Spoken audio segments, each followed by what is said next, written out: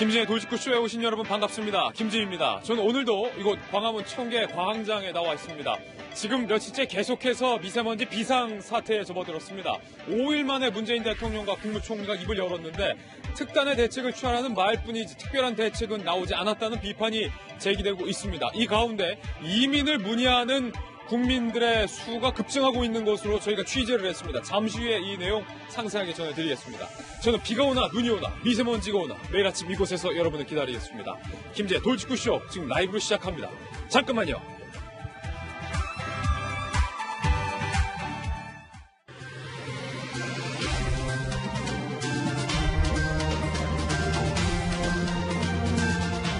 신문 읽어주는 남자입니다. 오늘도 미세먼지는 나쁨입니다. 동아일보입니다. 이 매우 나쁜 미세먼지 상황에서 더욱더 우리를 답답하게 하는 점은 정부의 대책이 도통 보이지 않는다는 겁니다. 지금 사진에 보이시는 것처럼 상공에서 봤을 때 건물들과 사람과 차량도 안 보이는데 정부의 대책이 더 안 보여서 더욱더 숨 막히고 있다. 동아일보는 그렇게 기사를 썼습니다. 사상 최악의 미세먼지가 전국을 덮친 가운데 서울 초등학교, 중학교, 고등학교에서는 처음으로 실외 수업이 금지 조치가 내려졌습니다. 그런데 일각에서는 우리나라를 떠나야겠다. 이민을 문의하는 사람들의 수요가 급증하고 있다고 합니다. 저희가 현장 취재했습니다. 잠시 후 그 이야기 들어보겠습니다. 다음 신문입니다. 이번에 한국일보입니다. 그렇다면 정부가 국민들에게 해주고 있는 대책은 무엇이냐? 달랑 두 개라는 거예요. 한국일보는. 마스크 착용하시라. 외출하지 마시라. 어쩌라는 겁니까? 국민건강대책 미세먼지만큼 답답하다. 한국일보는 이렇게 지적하고 있습니다. 서울 초미세먼지 139 마이크로그램 사상 최악이라는 거예요. 국민의 보건을 정부가 방치했다. 분노가 들끓고 있습니다. 더군다나 주무장관인 조명래 장관은 어제 살수차를 더 동원하겠다. 물 뿌리겠다. 이런 말씀이나 하셔서 국민들을 더욱 답답하게 했습니다. 미세먼지 문제가 5일 내내 지속되고 있는데 5일 만에 대통령과 총리가 뒤늦게 입장을 밝힌 것 또한 국민들을 답답하게 하는 대목이 아닐 수 없습니다. 잠시 후에 그 이야기도 나눠보겠습니다. 다음 신문입니다. 이번엔 조선일보입니다. 해외에서 이런 얘기가 나왔습니다. 문재인 대통령과 트럼프 대통령이 갈라섰다. 서로 갈 길 같다. 불화설이 나왔습니다. 블룸버그에서. 한국이 북한의 주장을 지지하고 있다. AP통신. 문재인 대통령이 과연 중재 역할을 할 수 있을지 의문이다. 블룸버그와 AP통신 등등.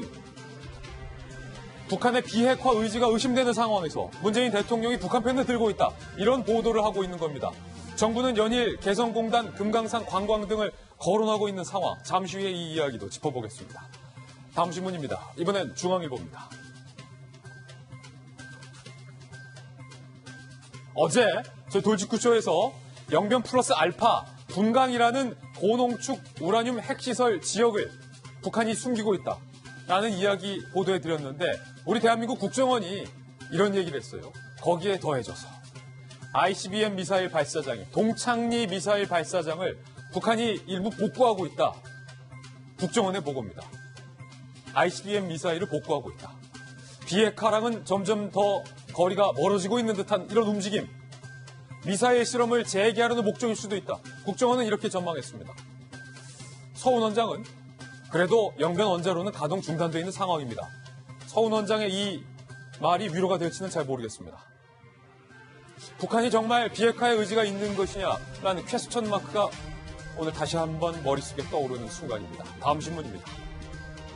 이번엔 경향신문입니다. 이 가운데 문재인 대통령은 금강산 관광과 개성공단을 계속해서 강조하고 있습니다. 금강산 관광하고 개성공단 하자.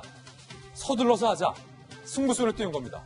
이 정부 설명은 북한을 비핵화 협상 테이블에 묶어두기 위한 총력전의 차원이다라는 설명입니다. 하지만 만약에 이것마저 불발된 정말 중재자로서의 입지가 축소될 수 있다라고 경향신문은 지적하고 있습니다. 이번엔 다음 신문입니다. 한겨레 신문입니다. 정말로 사실은 고생하시는 분들 중에 한 분들이죠. 걱정도 많았고 사고도 많았습니다. 환경미화원 분들, 우리 주변을 깨끗하게 하시는 분들인데 새벽 근무 이제 없어진다는 거예요. 낮에만 일한다. 새벽 어두운 모두가 잠들었을 때 사실 인적도 드물고 어두워서 환경미화원분들 사고 당하시는 분들도 많았는데 이제 그거 없앤다는 겁니다. 환경부가 작업 안전 지침을 지자체에 통보했습니다. 그리고 차량에 영상 장치를 달아서 사고도 줄이기로 했습니다. 폭염과 강추위 때는 작업 시간 단축하기도 했습니다. 잘된 조치, 환영할 만한 조치입니다. 지금까지 신문 읽어주는 남자였습니다. 네, 오늘 아침 저와 함께 등판한 등판 선수부터 소개를 해드리겠습니다. 자, 하나님이 이분한테 다 준 것 같아요. 미남 변호사, 우리 돌직구쇼 전담 손수호 변호사님 나오셨고, 그리고 오관왕입니다. 국정원, 청와대, 국회, 법무부, 그리고 횟집까지 민주당의 조응천 오관왕 의원님, 그리고 바르다 박성생, 박정하 전 청와대 대변인, 저희 채널A의 베테랑 현장 기자 박소윤 기자와 돌직구쇼의 시그니처 김도현 박사님 모셨습니다. 모두 어서 오세요. 네, 오늘 탑뉴스로 돌직구쇼의 문을 열겠습니다.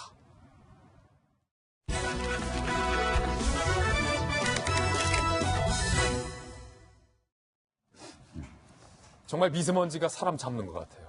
정부의 대책은 없는 것 같아서 이를 지켜보고 당하고만 있어야 하는 국민들은 답답함을 넘어서 분노에 이르고 있습니다. 저희들이 준비한 첫 번째 뉴스 주제부터 공개하겠습니다. 정부의 대책이 무엇이느냐? 세수차로 물 뿌리는 것, 외출 자제하라는 문자 보내는 것 말고 정부의 대책이 무엇이냐? 국민들은 이렇게 정부에게 묻고 있습니다. 급기야 어제 우리 군인이 목숨을 잃는 아찔한 사고가 발생했는데 1분 1초를 다투는 그 긴박한 시간에 구조 헬기가 뜨지 못했습니다. 이유는 미세먼지 때문이었습니다. 사고 사진 함께 보시죠.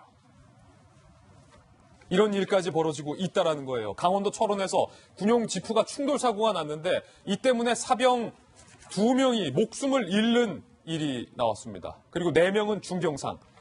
군이 사고 직후에 부상자 후송을 위해서 정말 총각을 다투었던 그 순간에 헬기 지원을 요청했지만 당시 이 철원 지역 매우 나쁨 수준의 미세먼지와 안개 때문에 헬기가 결국 뜨지 못하는 사고가 나타났습니다.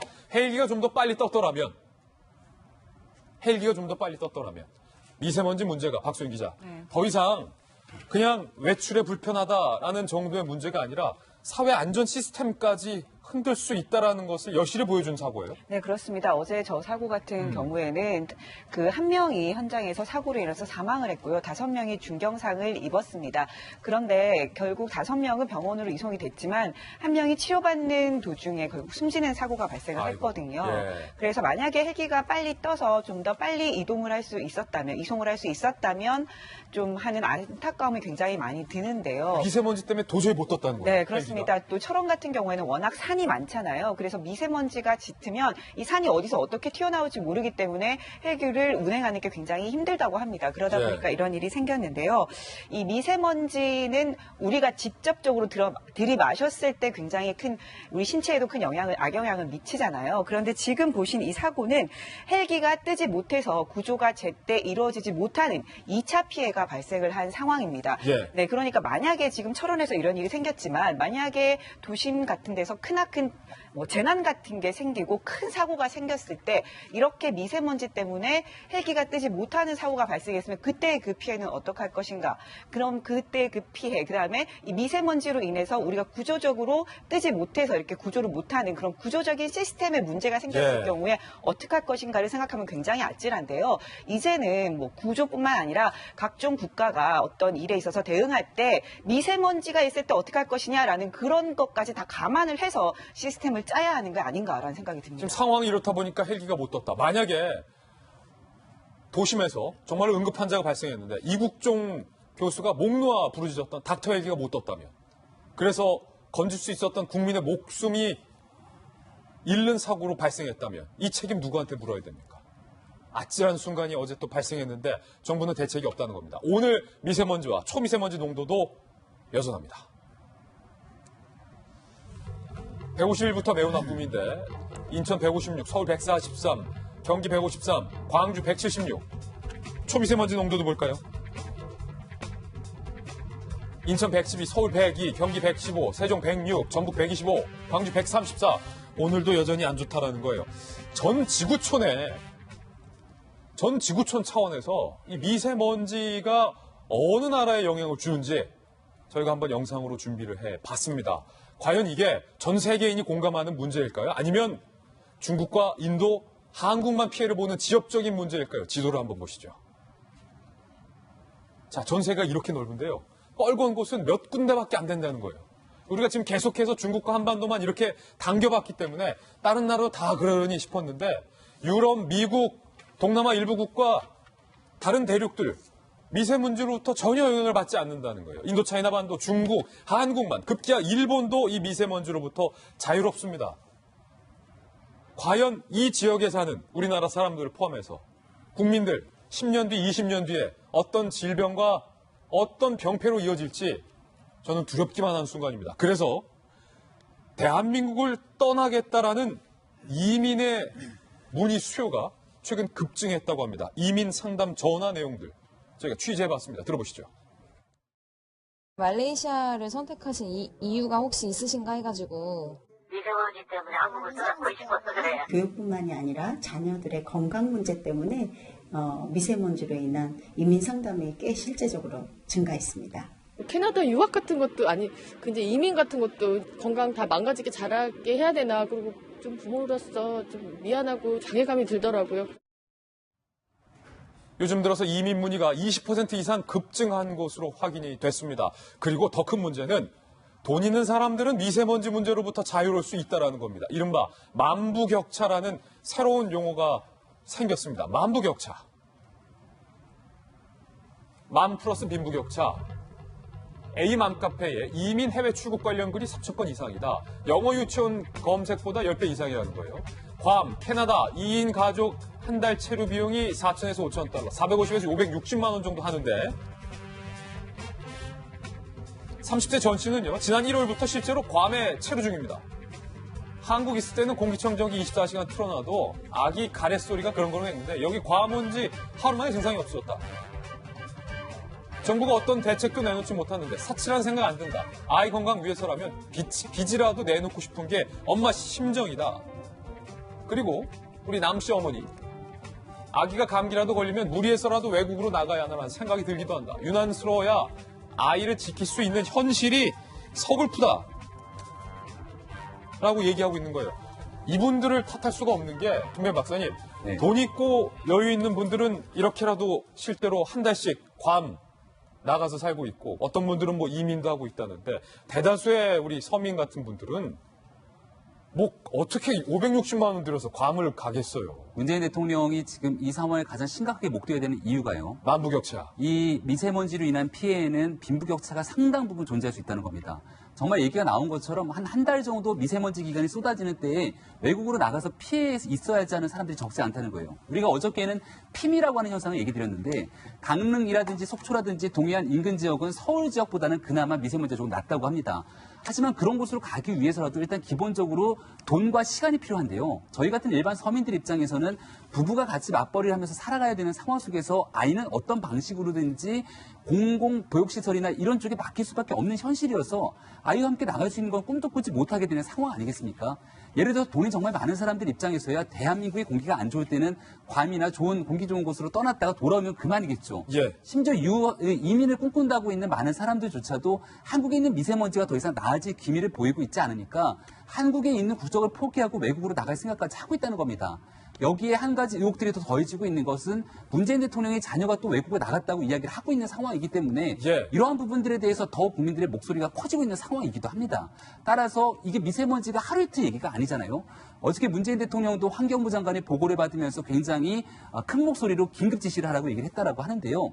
2017년에 집권한 문재인 정부는 벌써 집권 3년 차입니다.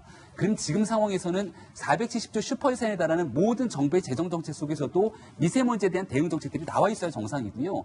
애당초 공약했던 미세먼지 30% 감축에 대해서 전체적인 로드맵이 나와 있어야 되는데 그저 멍하니 하늘만 바라보면서 바람 불기만 기다리는 것 아니냐라고 하는 국민 공감대가 커질 수밖에 없습니다. 따라서 이 문제에 대한 미세먼지 해결하지 못한다면 국민들이 대한민국을 떠나고 싶다라고 하는 목소리에 대해서 과연 어떻게 답을 할 건지 답답하기는 합니다. 심각한 문제입니다. 이민을 검토하고 있는 사람이 20% 늘었고 돈 있는 엄마들은 괌에서 한 달 정도 살고 있다. 대다수 서민들은 그것조차 꿈꾸지 못하고 있다. 만부격차까지 벌어지고 있는 상황인데 이 미세먼지, 초미세먼지가 어린 아이들에게 얼마나 치명적인지 저희가 연구 논문 결과 몇 개를 오늘 준비했습니다. 함께 보시죠. 아이들에게 더 치명적인 미세먼지 노출 농도 10마이크로그램이 오를 때마다 어린 아이들이 미세먼지가 없는 지역에 사는 아이들에 비해서 미세먼지에 노출된 아이들이 키가 0.28cm 줄어들어요. 근데 보세요. 10마이크로그램 오를 때마다요. 지금 어제 200 얼마 찍은 데도 있잖아요. 그럼 그 아이들 같은 경우에는 3cm가 키가 적은 겁니다. 이 연구 결과에 따르면. 그리고 체중이 약 0.11kg 감소한다. 이화여대 의대 연구진의 연구 결과예요. 일본이 우리나라에 비해서 현재 미세먼지가 2배가량 적습니다.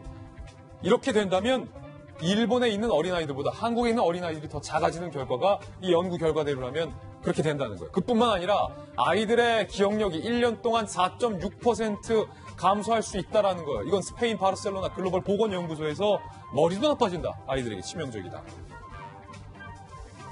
지금 6일째 미세먼지와 초미세먼지가 비상사태인데요. 이게 얼마나 우리 성인들에게 인체에 영향을 미치는지 100마이크로그램에 하루 동안에 노출됐을 때 담배 5개비 흡연과 비슷한데요. 이거를 따져보니까 5일간 담배 안 태우시는 분들도 전 국민이 한갑씩 피운 셈이 된다는 거죠. 이 미세먼지, 초미세먼지, 혈관 타고 뇌까지 올라가는 것으로 현재 알려져 있습니다. 2015년 기준 초미세먼지로 인한 조기 사망자 수 11,924명을 기록하고 있고요. WHO에서 흥미로운 사진을 실험을 했습니다.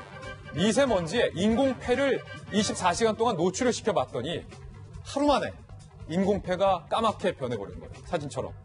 WHO도 너무나 충격적이다라고 이야기를 했습니다. 종천 의원님, 네. 상황은 이러한데 정부는 바람 불기만을 기다리고 있는 건가요? 물이 오염되면 뭐 콜라를 마시면 되고 뭐 정수기 생수 사가지고 먹으면 됩니다. 근데 공기가 오염되면 숨 쉬지 말라.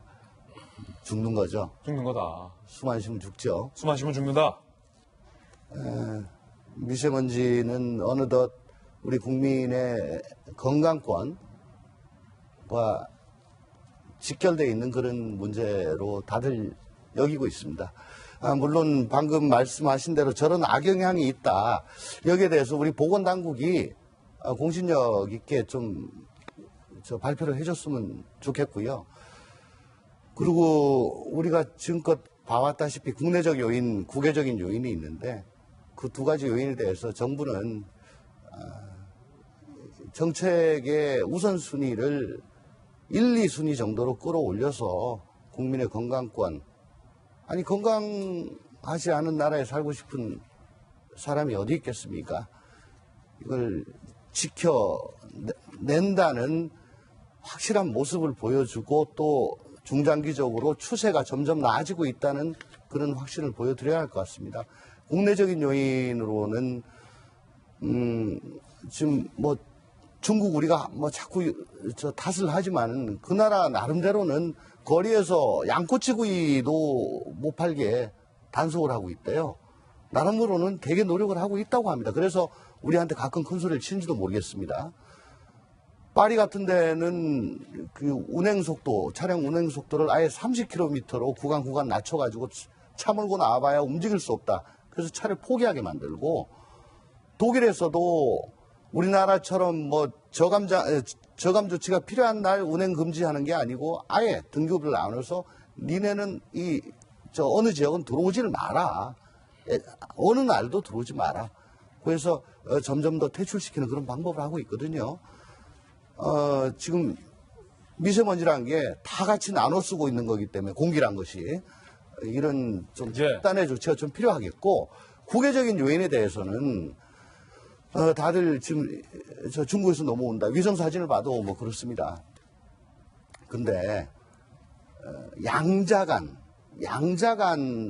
협약이나 대화로는 이게 잘 풀릴 것 같지가 않습니다. 잘 풀릴 것 같지 않다. 왜냐하면 서로 간에 외교적인 그런 문제도 있고 또 어느 나라의 영향력이 크느냐에 따라서도 또 있고요. 아니, 대통령이 분명히 대선 공약 때 미세먼지 기구 만들겠다고 하셨고 중국과의 협상 테이블에 최우선 과제를 올려놓겠다고 공약했는데 그거 왜 안 지키시는 거예요? 과거 1960년대 말 70년도에 유럽 스웨덴에 아주 영국이나 독일의 그 대기오염으로 인해 가지고 산성비가 내리고 난리가 한번 난 적이 있습니다. 그거를 영국, 독일하고 해결을 한 것이 아니고요. EU 전체와 협의를 해서 월경성 장거리 이동 대기오염 물질에 관한 협약이란 걸 체결해 가지고 각 국가 간 대상 오염 물질을 확대하고 감축 목표를 설정한 다음에 비용도 어떻게 분담할 것인가, 또 제재는 어떻게 할 것인가까지 다 이거 한 적이 있고요. 가까운 시기에는 싱가포르가 인도네시아 수마트라의 산불 때문에 되게 고생을 했었습니다. 그때도 아세안을 통해 가지고 이 문제를 해결한 적이 있습니다. 이렇게 다자간 혹은 국제기구를 통해서 중립적이고 공신력 있는 기관을 통해서 해결하는 것이 좀 더 빠르지 않을까라고 생각을 합니다. 대통령 한중 정상회담 주요 의제를 올린다고 하는데 왜 안 하는 거예요? 한중 정상회담 열리면은 무조건 1번, 2번 안에는 들어가야 된다고 생각합니다. 지금 뭐 열리겠죠? 예. 문재인 대통령과 이낙연 총리가 미세먼지 5일째에 입을 열었습니다. 먼저 이낙연 총리의 이야기부터 들어보시죠. 미세먼지 대책은 환경부만의 일이 아닙니다. 모든 부처와 지자체가 함께 대응해야 합니다. 각 부처 장관과 지자체 장께서는 현장 방문 등을 통해 이행 조치가 제대로 되고 있는지 점검해 주시기 바랍니다. 단기간에 미세먼지를 완전하게 해소하기는 어렵겠지만 정부와 지자체가 최선을 다하고 솔선수범하는 모습이라도 보여드려야 국민에 대한 도리라고 생각합니다. 부처별로 할 수 있는 모든 조치를 강구해서 취해 주시기 바랍니다. 이 총리의 이 발언에 비판이 잇따르고 있습니다. 미세먼지 대책을 부처에게 떠넘긴 건 아니냐라는 비판이 일고 있습니다. 문재인 대통령은 이렇게 이야기했습니다.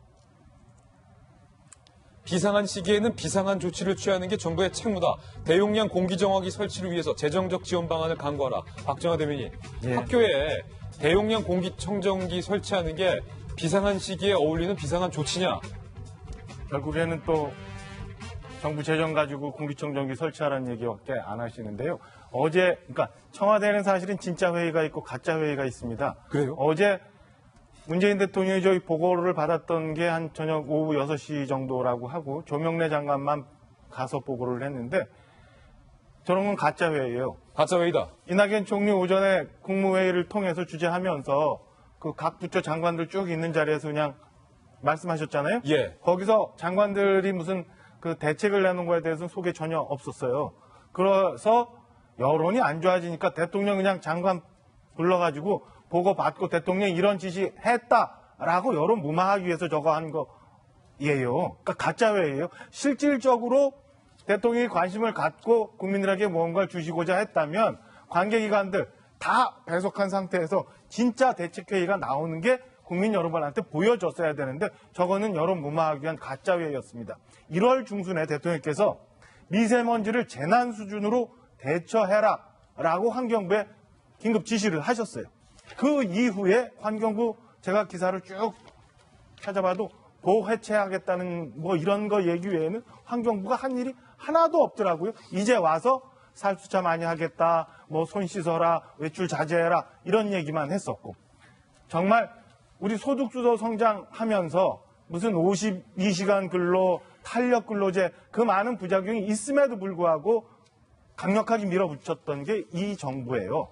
그런 정책 의지가 있다면 1월 중순 이후에 대통령이 비상한 조치를 강조했으면 지금까지 한 달 반이 지난 이 시간까지 아무것도 내놓지 못하는 게 이게 환경부가 제대로 일을 하고 있는 겁니까? 대통령께서 대선 때 30% 미세먼지 절감한다고 했는데 그렇게 밀어붙였던 적폐청산 하듯이 이 대책 만들었다면 오늘날 이런 상황이 왔을까?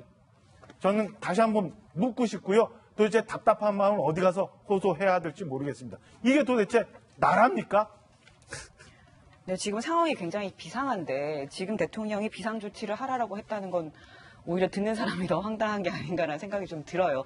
지금 정부가 이런 얘기를 벌써 1년 전, 6개월 전에 했었어야 되는 거거든요. 이런 상황은 예견이 돼 왔습니다. 중국이 미중 무역전쟁으로 인해서 경기가 너무 안 좋아지니까 그동안 자제했던 공장 가동을 많이 풀었습니다. 못하게 하던 것도 많이 풀어서 어떻게든지 경제를 살리려고 했거든요. 그러면 이런 상황은 예견이 돼 있었던 상황입니다. 그럼 어떻게든지 중국이 그런 조치를 취할 때 의견을 전하고 여러 가지 방안을 대책을 마련했었어야 되는데 아무런 대책도 마련하지 않고 중국이 우리 탓 아닌데? 라고 할 때 아 그런가요? 라는 수준밖에 대응을 하지 못했던 것이 정부입니다. 그뿐만이 아니고요. 지금 뭐 국내에서 문제를 뭐 먼저 해결해야 한다 뭐 이런 식의 얘기가 나오는데 국내에서 그러면 지금 가장 문제가 되는 게 이 노후경유차 운행이거든요. 근데 노후경유차 같은 경우에도 이 얘기가 계속 나왔는데 이것도 지금 제대로 시행이 되고 있지 않고 있어요. 노후경유차 운행을 제한하는 게 비상저감 조치의 일환인데 그러면 노후경유차에 그 저감 장치를 달아주거나 폐차를 할 수 있도록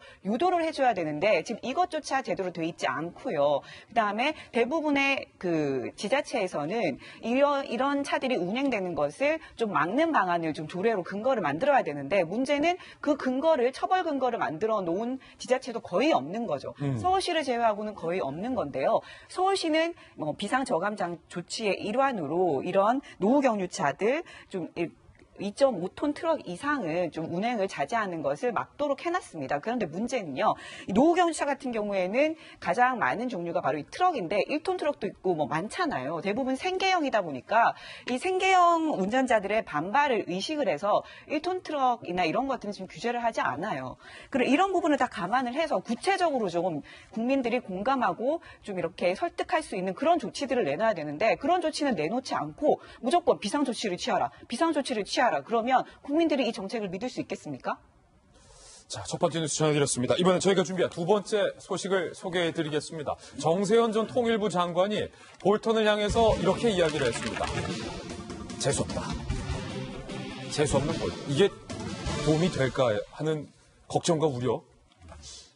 듣는 볼턴 입장에서는 무슨 생각을 할까라는 생각도 좀 드는 대목입니다. 일단 정세현 전 장관의 이야기부터 직접 들어보시죠.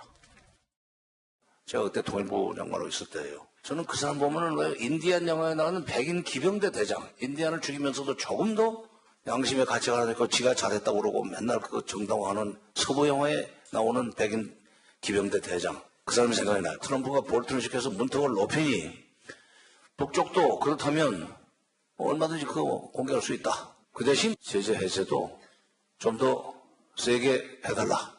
코엘의 청문회가 계속 뉴스의 헤드라인을 장악하는 것이 속상한 나머지 판을 바꾸기 위해서 판이 깨진 것처럼 노딜로 만들었고 한 번도 문제에 관해서는 매우 재수없는 사람입니다. 짝도 안 맞게 볼턴이 와서 그때 가서 앉아있는 거 보고 아 불진으로 들었구나. 재수없는 사람, 김병현 박사님. 볼턴을 향해서 재수없는 사람. 이 말의 의미는 볼턴 때문에 네. 북미회담이 결렬됐다. 그러니까 미국 때문에 북미회담이 결렬됐다. 이 모든 판이 깨졌다 생각을 하는 것 같고요. 정세현 전 장관 사실은 2차 북미 정상회담 전으로 굉장히 많은 언론에 나와서 장밋빛 회담을 이야기했던 장본인이기도 합니다.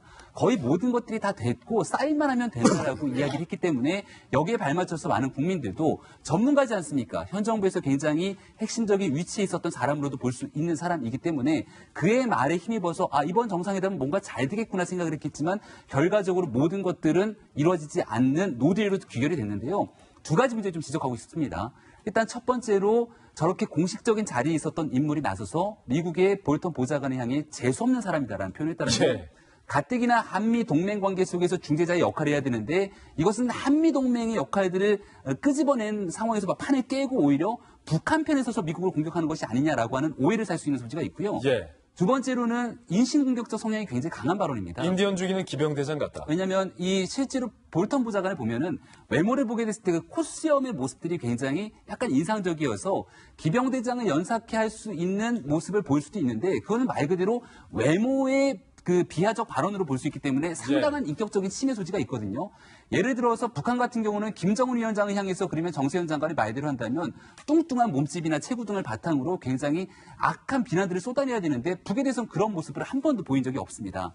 과거에 이 리성건 이 조평통 위원장이 우리 총수들을 대상으로 냉면이 목구멍으로 넘어갔냐라고 정말 되도 않는 소리를 하고 있을 당시에도 이런 부분들에 대해서 강렬한 맹지타가 있어야 되는데 볼턴 보좌관이 저희 자리에 와 있는 것 때문에 사실상 판이 깨졌다라고 생각하는 인식에도 큰 문제가 있는 거죠. 마지막으로 한마디만 드리고 싶은 건요. 볼턴 보좌관이 왔고 트럼프 대통령이 국내 정치적 이 위기를 모면하기 위해서 이 판을 깼는 것인가?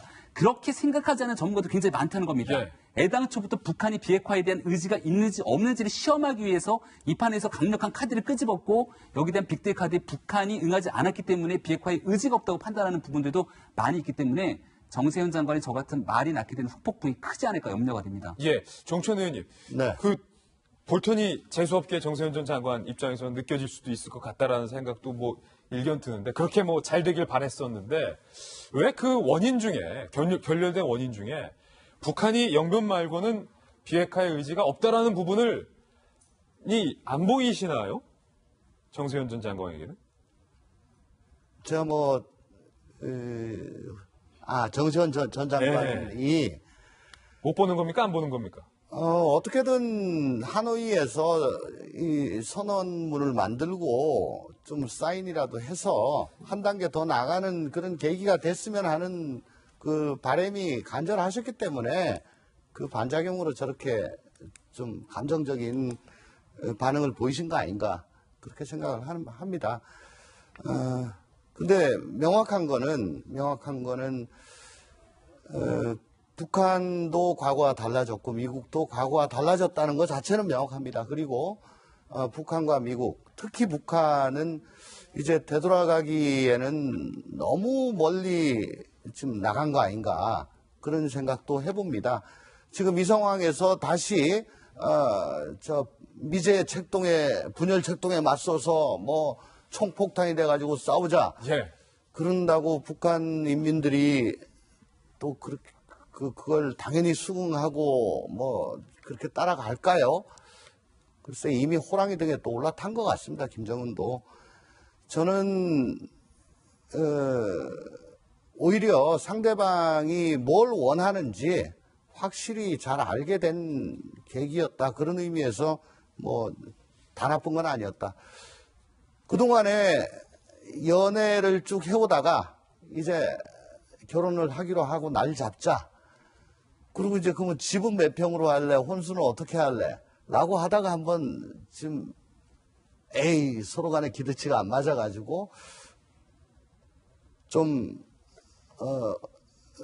틀어진 경우 아닌가. 그렇다고 해도 당사자 간에는 결혼을 해야 되겠다는 그런 마음만 있으면은 뭐 조금 집도 줄이고 해서 결국은 한 쌍이 돼가지고 살 수 있지 않을까 하는 그런 희망 섞인 생각도 해봅니다. 어쨌든 현 상황에 대해서 정부는 보안에 걸리지 않는 범위 내에서는 투명하게 국민들께 알리고 또 북한과 미국 양쪽을 열심히 오가면서 서로 간의 니즈를 맞춰가지고 할 수 있는 중재역을 할 사람은 우리 문재인 대통령밖에 없고 대한민국밖에 없다고 생각합니다. 예. 그런데 국정원이 어제 보고한 내용에 따르면 북한이 동창리에 있는 ICBM 미사일을 다시 복구하고 있는 움직임을 우리 국정원이 포착을 했습니다. 이건 또 어떻게 된 걸까요? 손소 변호사님. 지금 동창리 미사일 ICBM 발사장인데 국정원 관계자에 따르면 동창리 미사일 시설 중에 지문과 문짝을 다시 달고 있다. 미사일 발사장 폐기 때 홍보 효과를 높이려는 목적과 동시에 미사일을 그냥 다시 강행해서 어떤 무력 도발의 수위를 높이기 위한 가능성도 있다라는 건데 이렇게 된다면 뭐랄까요? 지난 평양 정상회담 때 합의 위반 아닙니까? 법적으로? 그러니까 동창리가 ICBM 관련된 시설이기 때문에 의미가 더욱 크죠. 미국 입장에서는 직접적으로 본토까지 타격할 수 있는 그런 가능성이 생기는 그런 무기를 발사하는 수단이기 때문에 더욱더 관심이 많을 겁니다. 그렇기 때문에 지난번에도 북한이 이제 북미 관계의 좀 정상화라든지 또는 북미 간의 어떤 대화 분위기를 조성하기 위해서 활용한 측면이 있는 건데요. 그런데 북한 입장에서도 미국이 그 지점을 계속해서 관찰하고 감시하고 있다는 걸 잘 알 거예요. 그런 상황에서 일단 뭔가 변화를 이제 보여주고 싶었던 것 같아요. 그래서 문을 달고 이렇게 달면서 계속 이런 식으로 가면 우리 ICBM 관련해서 다시 제기할 수 있어. 쏠 수 있어. 네, 그런 시그널을 주는 거 아닌가. 그러면서 물론 두 가지 측면이 다 있을 수 있습니다. 자, 우린 더 이상 대화 못하겠다라는 측면. 그런 가능성. 아니면 그게 아니라 우리 노력하고 있는데 계속해서 미국이 이렇게 우리 요구 받아주지 않고 계속해서 그동안에 있었던 좋은 흐름을 거스른다면 우리 언제든 ICBM 관련해서 다시 재개할 수 있어 라고 하면서 그러지 않도록 먼저 미국 측에서 한 걸음 더 양보해달라 라는 그런 신호를 보내는 걸 수도 있거든요. 어떤 쪽으로 진행될지는 사실 앞으로 좀 더 그렇죠. 북한의 그 추가적인 다음 그런 스텝을 봐야 알 것 같습니다. 어제 박수윤 차장 이 영변 말고 분강 우라늄 시설 숨겨놓고 있다. 그거 걸렸는데 폐기 안 하겠고 돼 있다. 플러스 동창리를 복구하고 있다라는 걸 보면서 가장 먼저 드는 생각은 정치 지형을 떠나서 야 이거 정말 북한이 비핵화의 의지가 있는 걸까라는 의심이 합당할 것 같은데 정세현 전 장관이라든지 유시민 전 장관이라든지 여권 내 인사들은 이번 회담이 잘못된 거는 미국 탓이다라는 발언을 계속하니까 외신들에서 좀 우려 섞인 보도를 하고 있다면서요. 네, 그렇습니다. 지금 외신들에서 북미 간의 이견이 노출된 것 아니냐, 뭐 이견을 보이는 것 아니냐. 한미 간에? 예, 한미 간의 이견이 노출된 것 아니냐라는 얘기가 계속 나오고 있는데요. 지금 정세현 전 장관이 이런 말을 했어요. 미국이 비핵화 문턱을 높였다라고 얘기를 했는데요. 그러면 우리가 원하는 비핵화는 도대체 무엇이었던 건가요? 지금 어제 보도에 나온 일부 그 우라늄 농축 시설이 뭐 나왔고요. 이외에 다른 여러 가지가 지금 계속 감지되고 있다는 보도가 나오는 상황에서 영변 핵시설만 폐기하는 것이 그럼 우리 정부가 원했던 비핵화인지 정말 되묻고 싶고요. 그리고 지금 어쨌든 계속 지금 미국 측에서는 한미 간의 이견이 노출되고 있다라고 얘기는 하지만 계속 협상을 계속 해나가야 된다는 얘기를 하고 있거든요.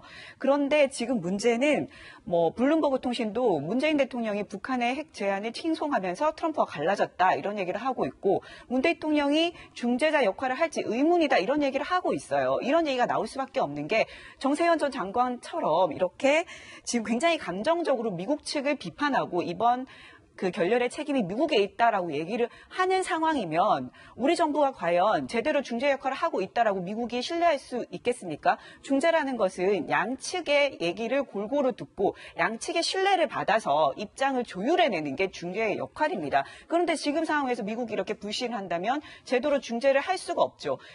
특히 김정은 같은 경우도 이번 회담이 결렬되고 나서 트럼프와 웃으면서 악수를 했고 볼턴과도 악수를 했다라는 얘기까지 나오고 있는데 김정은은 그렇게 차분하게 대응을 하는 모습을 미국에게 보여주고 있는데 정작 우리가 굉장히 흥분한 모습을 보이면 과연 중재를 할 수 있을까? 중재를 통해서 과연 북미가 좀 더 일찍 만나게 할 수 있을까라는 의구심이 듭니다. 김무성 전 대표는 이 북미 회담과 관련돼서 그리고 정세현 전 장관 등의 발언과 관련해서 강도 높은 비판을 했습니다. 김무성 전 대표의 이야기도 들어보시죠.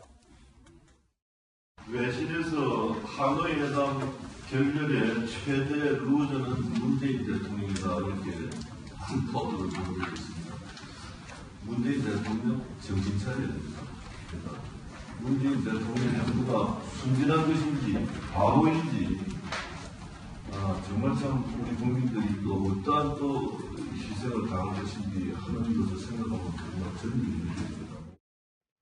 그리고 문재인 대통령 어제 해사 임관식에서 여전히 평화를 강조했습니다. 문 대통령의 이야기도 들어보시죠. 한반도의 바다와 땅, 하늘에서 총성이 사라졌습니다.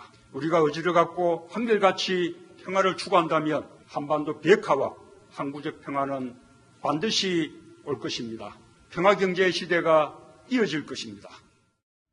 대통령께서 현실을 애써 외면하시고자 하는 건지 아니면 상황에 대해서 아직 그 판단을 제대로 안 하고 계시는 건지는 잘 모르겠습니다만 이 시점에서 우리 사회가 좀 냉정하고 그 정밀하게 한번 돌아볼 필요는 있는 것 같아요. 모든 외신이 다 지금 그 북한의 비핵화 의지가 없다. 그리고 그 지금 상황에서 지렛대를 활용해서 좀 더 강력한 제재를 해야 된다라고 이구동성으로 얘기하고 있는 이때 우리는 여전히 남북 교류를 얘기하고 있고 평화를 얘기하고 있고 북한이 비핵화에 단계로 진입하고 있다라고 판단하고 있는 게 저는 대통령과 청와대만 지배하고 이 어디선가 누군가가 이 청와대와 대통령의 생각을 지배하고 있는 일련의 흐름이 있다면 이건 굉장히 위험한 상황이라고 보고 있고요. 이 건에 대해서는 참모진들도 다시 한번 검토를 해보고 어떤 부분에서 문제가 있는지에 대해서 냉정히 봐야지 우리 지금 살고 있는 이 땅, 이 밟고 있는 이 땅 우리만 사는 게 아니라 우리 아버지 때, 할아버지 때 만들어와서 지금까지 왔고 우리 아이들에게 다시 평화롭게 좋은 나라로 줘야 되는 때입니다. 우리 여기서 잠깐 잘못해서 잠깐 판단 잘못하면 크나큰 과오를 저지를 수 있음을 좀 냉정하게 좀 판단해 주시기를 바라겠습니다. 정천 의원님. 예, 저는 미국 국내 사정을 조금 얘기해 볼까 합니다. 문 대통령과 트럼프가 갈라섰다라고 얘기한 블룸버그 통신, 이 유태계인데요. 유대인들은 아주 극단적인 반트럼프 정서를 보이고 있습니다. 보호무역 때문에 그런 거죠.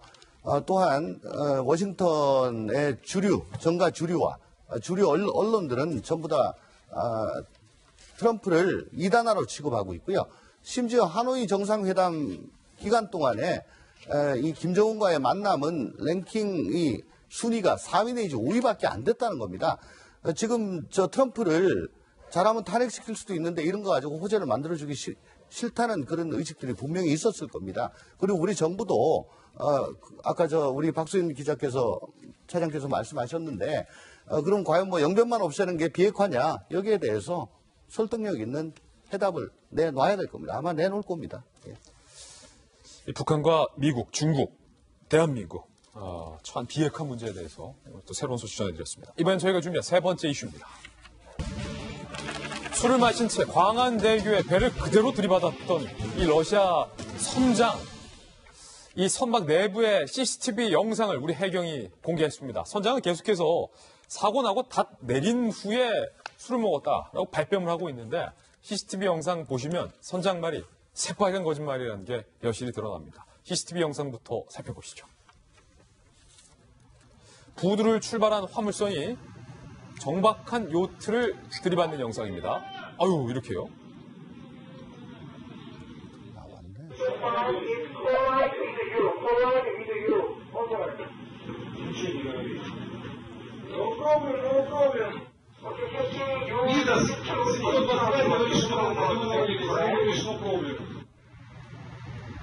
정상 경로를 벗어나서 광안대교로 향하는 화물선 갑판위에 있던 선원들이 놀라서 막 뒤편으로 뛰어가고 있는 모습 보이죠. 곧 부딪힐 것 같은 상황인데 선장은 선원과 다툽니다.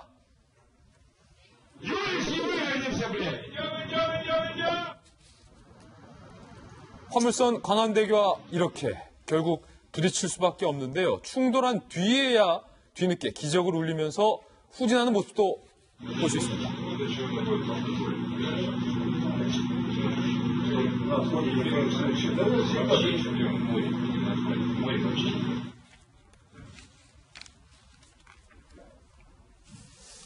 자, 해상법에서 요즘 박사학위를 또 수료하고 박사과정을 밟고 있는 손소 변호사님. 지금 CCTV 상황 보니까 술판이에요, 일단은. 네, 그렇죠. 처음에는 이렇게 변명했잖아요.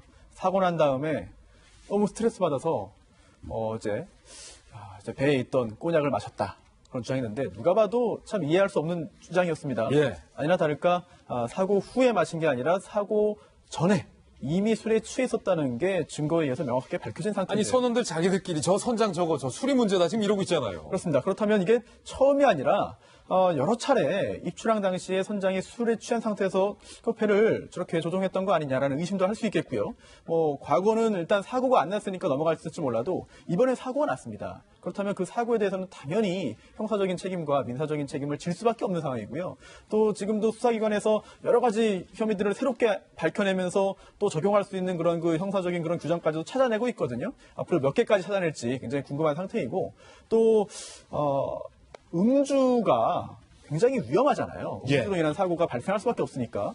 자동차 같은 경우에도 그동안 혈중 알코올 농도가 0.05%를 기준으로 하다가 최근에 이제 0.03%로 낮추지 않았습니까? 기준을 강화한 건데요. 예. 선박도 역시 기준이 있어요. 그런데 선박의 기준은 이제 해사안전법에 술에 취한 상태에서 이제 조타를 조정하거나 아니면 그 조작을 지시하는 경우. 왜냐하면 선장이 술에 취했어도 직접 잡는 게 아니라 그 선원이 잡고요. 항해사가 잡고 옆에서 지시만 하는 경우가 있습니다. 그런데 그것도 안 된다는 거예요. 법에는. 그리고 또 기준이 자동차 운전에서는 0.05에서 0.03으로 이번에 내려갔습니다만 그 배의 경우에는 이미 2015년부터 0.03이었어요. 이미 그 배 관련해서 음주가 굉장히 좀 문제가 굉장히 컸기 때문에 이미 규정을 강화한 상태였거든요. 그런데 이번에는 뭐 훨씬 더 그보다 높은 수준의 어떤 혈중 앙콜 농도가 나왔기 때문에 당연히 그 부분에 대한 책임을 질 수밖에 없는 상황이죠. 예, 아니 해상교통관제센터 김배은 박사님, 네. 저 특히 요트를 들이받았는데 변명하기에 급급해요. 노 프라블럼, 노 프라블럼. 그러니까 여기에 대해서 전혀 문제가 없다라고 했다는 교신을 정리한 다음에 애써 도망가려고 했던 것 같습니다. 지금 저희가 봤을 때는 저 광안대교를 어떻게 들이받을 수 있을 건가 상상이 안 갔는데요. CCTV가 정확히 보여주고 있습니다. 요트를 들이받았기 때문에 급하게 꺾습니다. 우리가 자동차를 꺾을 때도 속도를 내면서 급하게 꺾으면 회전 반경이 커지게 되잖아요. 예. 저 엄청난 배가 속도를 내면서 회전 반경을 급하게 꺾다 보니까 광안대교를 지나갈 수 있을 거라고 생각했지만 결국 들이받을 수밖에 없었던 상황이고 여기 있었던 승조원들은 전부 다 반대했던 거죠. 큰일 납니다라고 얘기했지만 선장이 자신의 과실을 무마시키기 위해서 가면서 엄청난 사고를 불러일으킨 거죠. 저 사고 이후로 사실은 우리 정부의 대응 조치도 조금 미흡했다라고 하는 부분들이 지적이 됐고 이제 중요한 거는 저 러시아 선박에서 과연 얼마나 우리 정부에 배상을 할 것 인제되냐 여부인데요. 저 이후로 광안대교가 교통이 통제되면서 시민들이 겪게 됐던 그 교통에 대한 불편함까지 전부 다 보상할 수 있을지 저는 좀 궁금합니다. 그리고 저 요트를 치고 나서 아무런 문제가 없는 듯이 지나갔는데 요트에 또 사람도 있었어요. 어허. 승조원들 3명은 갈비뼈에 부상까지 입었다고 하는데 그냥 적당히 넘어갈 수 있는 문제가 아니라 외교적으로 우리 정부가 이 러시아 선박에 대해서 분명하게 잘잘못을 따질 수 있는 그런 대한민국의 공권력을 좀 확실하게 보여줬으면 좋겠습니다. 그리고 지금 광안대교 부딪히기 직전의 영상을 한번 보시면은 갑판 위에 있었던 승객이 이미 사고를 인지하고 선원이 지금 뒤쪽으로 도망가는 모습도 자막에 가렸네. 예. 지금 도망가고 있는, 요 앞에서도 한 번 더 도망갔거든요. 두세 명이 지금 다 도망가고 있는 상황입니다. 선장이 꼬냑을 얼마나 마셨을까요? 윤성기 수사과장은 선장이 꼬냑을 이렇게나 많이 마셨다라고 이야기했습니다. 들어보시죠. 500ml짜리 꼬냑 한 병이 3분의 2가 비어 있었다. 그런 정황에 대해서 일단 검찰에 기록에다 첨부해서 그래 올라갈 것이고요. 꼬냑을 3분의 2 이상 먹고 나서 선장과 선원들은 상당히 우왕좌왕하는 모습을 보였습니다. 나눈 대화들도 저희가 한번 받아 적어봤어요. 배 못 돌린다, 속도가 안 줄어든다, 누가 갑판장 좀 도와줘라, 바치겠다, X도 했다, 이게 술의 결과다, 난리 났어요, 밖에. 글쎄요, 제가 90년 중반에 그 큰 직장을 가졌던 게 이제 정부정책연구소였는데 예. 그때 시험 감독을 들어갔는데 듣도 보도 못한 그 면허 시험을 감독을 했어요. 그게 바로 이제 도선사라는 거였는데. 도선사. 그때 당시에 도선사가 뭡니까? 했더니 이렇게 설명을 주면서 그분들 수입이 한 달에 한 2천에서 3천 정도 된다고 하더라고. 90년 중반에. 그런 게 있어요. 그러니까 저게 화물선이 그 규모가 지금 화면으로 보면 이렇게 많이 크지는 않으니까 도선사나 예인선이나 이런 거를 쓰지 않는 대상인지 모르겠습니다만은 저게 부두에서 얼마 되지도 않은 거리고 그다음에 해안선에 밀접해 있는데 그냥 선장의 음주만 탓을 해야 될 일인지 아니면 지금 해경 발표나 그다음에 해수부 항만 운영하는 관리자들이 이 뭐 도선 제도나 예인선 제도나 그다음에 그 선장이 직접적으로 운전할 수 있는 어쨌든 이런 안전 수칙에 대해서도 면밀히 봤는지에 대해서도 우리가 한번 검토해 볼 필요는 있지 않나 이런 생각을 좀 합니다. 예, 아마 이 광안대교 수리비가 뭐 수십억에서 많게는 수백억까지 들어갈 수도 있다고 하는데 러시아 이 선사 측에 우리 정부가 피해 보상을 요구할 예정이라고 하니까 그것도 한번 좀 지켜봐야 될 것 같습니다. 이번엔 저희가 준비한 다음 순서입니다. 취재수첩 Y가 준비되어 있습니다. 오늘은 과연 어떤 사건이 준비되어 있을지 저와 함께 이동하시죠.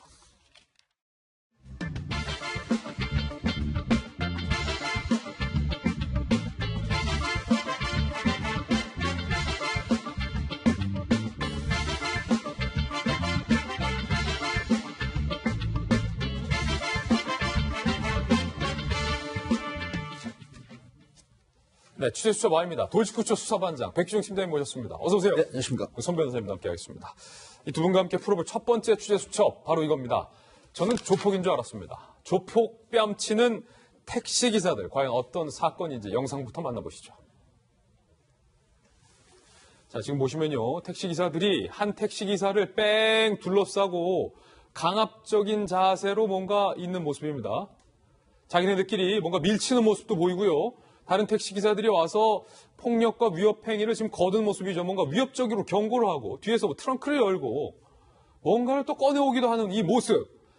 어휴, 그리고 폭력을 행사하고 있는 모습. 다른 택시기사들, 같은 택시기사인데 이 특정 택시기사에게 이렇게 막 쓰러뜨리고 발로 밟고 때리고 폭행을 하는 이유가 무엇일까요? 이 택시기사들 사이에 무슨 일이 벌어지고 있는 걸까요?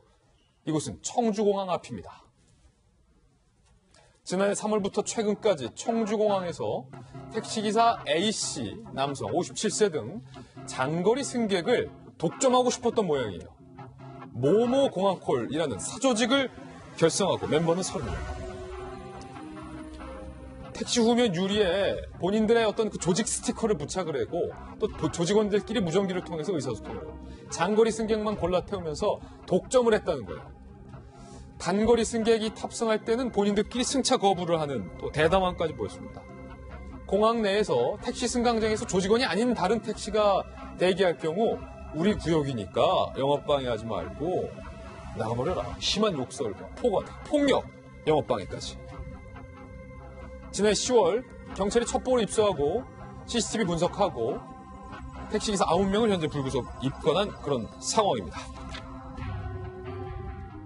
백 팀장님. 네. 아니 뭐 이거 사실 조폭들이나 하는 짓 아닙니까? 여기 뭐 우리 구역이니까 여기서 뭐 도박장 하지 말고 좀 나가라. 뭐 이런 거 아니에요? 그렇습니다. 조직 폭력이라고 하는 부분이 꼭 이게 어떤 그 관리 대상, 소위 말하면 뭐 강령을 만들고 결성을 해서 어떤 것만 해서야만 조직이 아니고요. 이런 경우도 조직이죠. 지금 충북지방경찰청 그 한병원 팀에서 이제 이 사건 제가 취재를 했는데 뭐 이런 겁니다. 예를 들어서 원래는 이게 한 3년 전부터 이런 행위를 했다고 합니다. 근데 본격적으로 이제 민원이 계속 제기되고 그 택시 기사, 그러니까 청주 시내에 있는 택시 기사분들이 굉장히 괴롭힘을 당하고 여러 가지 영업에 어려움이 있다. 그리고 청주 공항을 들어가기를 꺼려한다는 거예요. 그러니까 청주 공항에 손님을 태우고 들어가면 바로 뒤도 안 돌아보고 그냥 대기를 안 하고 나오는 이유가 뭐냐라고 해봤더니 이제 거기서 대기를 하게 되면 바로 이 공항콜이라고 하는 사조직, 그걸 결성한 이 30여 명의 기사들이 결국은 이렇게 얘기를 한다고 합니다. 다가와가지고 시비를 거는데 어떻게 거느냐. 그거 재수없게 생겼네. 라고 하면, 당신 왜 나한테 시비야? 그러면 여러 명이 몰려와가지고 그 새파랗게 젊은 택시 기사들까지 합세를 해서 아주 뭐 야유를 하고 그 다음에 이력가시를 한다고 합니다. 그렇기 때문에 이런 게 점차 이제 자리를 잡아가면서 청주 시내에 있는 다른 택시 기사분들이 공항에 들어가서 손님만 내려주고 바로 돌아오는 게 자연히 형성이 됐다고 합니다. 이런 부분을 인지를 하고 충북청 강역수사대에서 뭐 꽤 상당한 시간 동안 내사를 이제 했습니다. 그렇게 돼서 공항에서도 협조를 했다고 합니다. 승강장에 CCTV를 부착을 해가지고 이걸 구중을 하게 만들어주고 이렇게 돼서 이 사람들이 이걸 눈치채고 나서는 약간의 이런 해이가 줄어들었다고 함에도 불구하고 사적으로 이런 결성을 하고 그다음에 공항콜이라는 걸 자기네들만 뒤에 붙였다고 해요. 부착을 하고 그다음에 오키토키 무전기를 가지고 수시로 연락을 주고받으면서 이런 어떤 결성체를 만들어서 자기들만의 독점 영업을 했다. 근데 이번에 결국 30여 명의 조직원들이라고 해도 됩니다. 중에 9명만 불구속 입건한 것은 사실 택시 기사들이 굉장히 협조, 진술하는데 뭐 잘 하지 않았다라고 해요. 왜냐하면 보복이라든가 또 이후에 다른 택시 동료 기사들을 발고해가지고 좀 어려운 얘기 같지만 발고해서 뭐 구속을 하게 하면 어려움이 크다라고 해서 그런 협조가 굉장히 어려웠다는 후문이 지금 제가 취재를 해봤습니다. 이 사건을 내사하고 9명 불구속 입건한 오은수 광역수사대 대장과 저희가 직접 통화를 했습니다. 들어보시죠. 이 사람들이 이제 청주 공항 내에 택시기사 한 30여 명이 청주 공항콜이라는 사조직을 결성을 했습니다. 그리고 이제 자기네 조직원이 아닌 다른 택시기사가 승강장 내에 대기를 하고 있으면 그 옆에 가서 욕설을 하거나 폭언 등으로 내쫓고 다른 택시들이 영업을 하지 못하도록 이제 방해를 한 거죠. 심지어는 자기네 아버지나 어머니를 비하하는 내용 등 차마 너무 심하다, 모욕감을 느낄 정도로 그런 욕을 많이 했다고 하더라고요. 자, 그런데 이 사조직, 택시기사 조직들은 이 같은 범죄 혐의에 대해서 이렇게 현재 변명을 하고 있습니다. 택시 승강장의 질서를 바로잡기 위해. 참 이게 압권이에요. 암행어사예요. 손소 변호사님. 택시 승강장 질서를 제가 봤을 때 질서를 지금 해치고 있는 분들이 이분들이 아닌가 싶은데. 사실 잘못을 뉘우치고 용서를 구하는 게 가장 순리에 맞을 것 같은데 오히려 좀 더 계속 무리수를 두는 것 같습니다. 무리수다. 네, 그리고 설령 그 택시 관련된 그런 질서가 좀 흐트러져 있다 하더라도 사조직을 결성한 다음에 이제 폭력을 행사하면서 질서를 바로잡을 그런 권리는 없거든요. 그렇고 게다가 질서를 오히려 이 행위자들이 이제 조직적으로 다 흐트러뜨리고 그 과정에서 범죄를 저지른 것이기 때문에 처벌을 피할 수 없을 것 같고요. 그리고 지금 이번에 입건된 운전자는 9명인데요. 예. 총 30명이 이제 이 조직에 가입을 한 거예요. 예. 그런데 이제 석 달 동안의 수사 결과 9명만 입건되고 나머지는 이제 입건되지 않았습니다.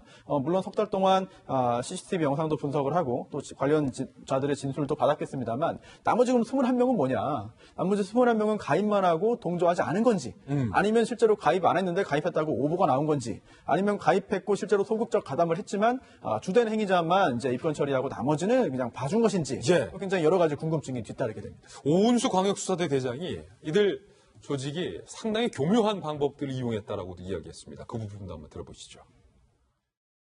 저희들이 이제 요거 수사를 하면서 애를 먹었던 게 이 사람들이 그 핸드폰으로 통화를 하거나 했으면 통화 기록이 다 남잖아요. 근데 이제 저희들 그 영장을 받으려고 했는데 그 영장도 안 나왔을 뿐더러 장애인들끼리만 무전기로만 소통을 했어요. 하다 보니까 이제 증거를 확보를 못했었고 어려움이 있었습니다. 이 사람들도 심한 폭행을 하게 되면 자기들이 구속된다는 걸 알아요. 그러다 보니까 좀 위력과시라든지 폭언이라든지 강하게 처벌 안 받을 정도의 모욕적 언사를 했을 뿐이지 실질적으로 어떤 뭐 상해가 발생하거나 그런 게 없었어요. 그러다 보니까 저희도 이제 중하게 처벌을 못한 겁니다. 야, 이게 영장이 안 나왔네요. 네, 사실 경찰에서 이제 이거 영장 청구를 해보면 검사 기각이나 판사 기각이 되는 경우가 있습니다. 예. 왜 그러냐면 행위 자체가 소명이 좀 부족하다. 그리고 사실은 생계형 범죄로서 행위 자체가 크게 사회적으로 큰 반향을 일으킬 그런 정도의 범죄가 아니다. 이런 측면인데 그럼에도 불구하고 이런 부분은 영장이 발부가 돼야 되는 게 예를 들어서 승객들도 피해지만 청주 시내 대다수의 선량한 택시 기사분들이 자유시장 경제체제란 말 있지 않습니까? 예. 정말 손님들 위해서 친절하게 그렇게 하고 선의 경쟁을 해야 되는데 이런 걸 못하게 해버리는 형태가 사실은 작은 범죄는 아닌데. 단거리 승차 거부. 그렇습니다. 그럼에도 불구하고 이걸 기각을 함으로 해서 오히려 그 청주 시내의 택시 기사분들을 피해를 더 크게 준 데 일조를 한 게 아닌가 싶어서 안타깝습니다. 예, 이번에 두 번째 사건인데요. 황당한 부부가 나왔습니다. 빌린 돈을 안 갚기 위해서 아내를 시켜서 불륜을 조작한 부부입니다. 이 부부 어떻게 하면 좋을까요? 사건 전말 취재했습니다. 아니, 조작할 게 없어서 이제 불륜까지 조작합니까? 네. 답답합니다. A씨 38 사업자금 마련 위해서 재력가인 지인 C씨에게 9천만 원을 무려 빌립니다. 사업이 어려워졌어요. 그러자 아내를 불러서 이제 고민한 거죠. 야, 이거 우리 못 갚는다. 어떡하냐? 라고 하니까 A씨가 아내에게 일단은 5,500만 원을 추가로 한번 빌려봐. 라고 아내를 보냅니다. 빌려줬어요, 그분이. 그 빚이 늘었어요. 보니까 그 지인이 내 아내에게 좀 호의적인 것 같아요. 그래서 아주 나쁜 결심을 합니다. C씨에게 이 돈 뺏자. A씨는 아내를 C씨에게 잠자리를 할 것을 요구합니다. 아내 B씨는 당연히 거부했겠죠. 근데 남편이 계속해서 강요를 하니까 남편과 싸워서 집에 가기 싫어요. 오늘 밤 집에 가기 싫어요. 라고 이 지인 C씨를 유혹하기 시작합니다. 지난해 5월 이 남편이 모텔에서 나오는 그 지인 C씨를 붙잡고 너희 자녀의 학교에 가서 내가 1인 시위를 하겠다. 가족에게 불륜 사실 알리겠다라고 협박을 하게 됩니다. 벼랑 끝에 몰린 C씨는 A씨에게 빌려준 돈 1억 4,500만 원을 탕감하고 현금 5,500만 원까지 추가로 건네며 불륜을 무마하기로 합의를 했는데 이 부부가 이렇게 뜯어낸 돈 뭐 정말로 열심히 해서 사업이 잘 돼서 치킨집 잘 돼서 이 돈 다 갚고 죄송하다고 사과했어도 모자랄 판에 유흥비로 다 탕진했다는 거예요. C씨 가족은 경찰에 신고했고 남편은 징역 2년, 아내는 벌금 500만 원이 현재 선고가 됐는데 백 팀장, 네. 아니 어떻게 사람이 할 일이 있고 안 할 일이 있지? 참 이게 자기 아내를 그렇습니다. 방송에서 다루기조차 막장 드라마도 이런 막장 드라마가 없는데요. 예. 사실 이 부부가 38세에 됐는데 원인이 남편에게 있었습니다. 남편이 인터넷 스포츠 토토 도박을 사적으로 한 겁니다. 도박에 빠졌죠. 그러다 보니까 수입은 빤한데 이 도박에 빠지면서 굉장히 많은 돈을 잃게 됩니다. 예. 그러니까 평소에 식사를 같이 했다라고 해요. 근데 그 가까운 지인이었는데 48세 된 상당히 재력이 있는 그 지인이 평소에 자기 부인에게 굉장히 호감을 보이고 뭐 선의로 이렇게 대하는 행동을 이제 눈여겨봤던 거예요. 이제 그렇게 돼서 자기 부인에게 강요를 합니다. 좀 설득을 하죠. 근데 계속 거절했음에도 불구하고 당신과 내가 사는 방법은 잘못하면 우리 깜빵 간다. 그러니까 당신 눈 한번 감고 그 대표 사장하고 잠자리 한번 가져라라고 해서 그래서 첫 번째 잠자리를 갖는 건 그냥 모른 척하고 있다가 두 번째 모텔에 들어가서 2시간여 정도 지나서 이제 나오는데 후문에서 기다리고 있다가 이 피해자죠. 결국 피해자이다 불륜남이긴 하지만 이 가까운 지인이었던 돈 많은 재력가를 불러 세웁니다. 그래서 협박을 하는 거죠. 그러니까 지금 뭐 보통 우리가 작업한다, 공작한다, 프로모션 한다는 얘기도 있지 않습니까? 전문용어로. 여기에 적정한 말은 알지 모르지만 그렇게도 얘기를 하죠. 범죄꾼들이. 그렇게 돼서 이 불륜남이기도 하지만 피해자인 이 남성은 한번 생각해 보세요. 그 자기 부인이 또 같은 회사를 다니고 있었거든요. 그래요? 그러니까 회사에 찾아가고 당신 얘가 다니는 학교에 가서 1인 시위 하겠다라는 형태로 협박을 한 거예요. 근데 문제는 또 어디서 밝혀졌냐면 5,500만, 1억 4,500만 원을 탕감을 받고 5,500을 추가 뜯어냈잖아요. 예. 그런데 이 돈을 부부가 다 썼어요. 부창부수. 부부는 닫는다라고 하는데 이게 좋은 의미로 부창부수였는데 그런데 돈이 떨어지니까 어떤 형태가 나왔냐면 추가로 또 협박을 한 거예요. 또 협박을. 이걸 가족들이 눈치채고 이상하거든요. 예. 그래서 결국 경찰에 신고하는 바람에 들통이 났는데 추가로 욕심을 내지 않았으면 이게 무마가 묻힐 뻔한 사건이었습니다. 그러니까 이게 말이죠. 손소 변호사님. 그 재력가. 이 재력가도 이게 한심한 분이에요. 아니, 다른 남편이 있는 아내가 유혹한다 할지라도 거기에 넘어가는 재력가도 결국 불륜을 저지른 거니까 한심한데 더욱더 한심한 건 남편이 제일 한심한 거예요. 아내는 왜 남편의 요구를 끝내 들어줬을까? 그것도 좀 의심스럽고 남편은 징역 2년인데 아내는 또 벌금 받기 지금 처벌을 안 받은 것도 좀 궁금하고요. 네, 지금 형량이 남편은 징역 2년형이고요. 그리고 아내는 벌금 500만 원입니다. 이 범죄를 주도했던 게 남편이라고 본 거고요. 그리고 또 아내도 처음에는 거부했다. 그러자 이제 계속된 그런 그 요구에 이제 넘어가서 가담한 것이기 때문에 범죄의 어떤 그 비난 정도가 다르다라고 본 것입니다. 그리고 또 1억 4,500만 원은 탕감받았고 또 추가로 뜯어낸 게 5,500만 원이잖아요. 예. 5,500만 원은 탕진했기 때문에 아마 이 형사재판 과정에서 뭐 합의금이 건네지거나 이렇게 뭐 변제되지 않았을 거예요. 그렇지만 이제 1억 4,500만 원 기존 채무를 이제 탕감받은 이거는 민사적으로는 효력이 없다고 봐야 됩니다.